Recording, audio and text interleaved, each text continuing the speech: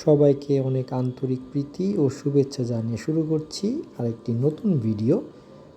এখানে আমরা খুব গুরুত্বপূর্ণ একটি বিষয়ে জানব, সেটা হচ্ছে আপনার শত্রুদের ভালোবাসুন, কারণ তারা আপনাকে আপনার দোষ বলে। কথাটি বলেছেন বা উক্তিটি করেছেন বেঞ্জামিন ফ্রাঙ্কলিন। তাই আমাদেরকে চেষ্টা করতে হবে শত্রুদের সবসময় ভয় পেলে চলবে না, শত্রুদের সবসময় খারাপও মনে করা চলবে না।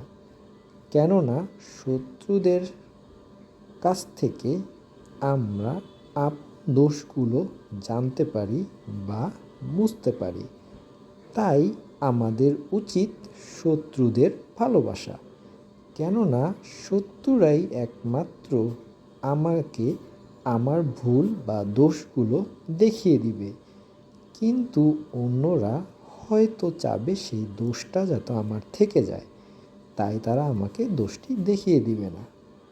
সবাইকে সাথে থাকার জন্য ধন্যবাদ।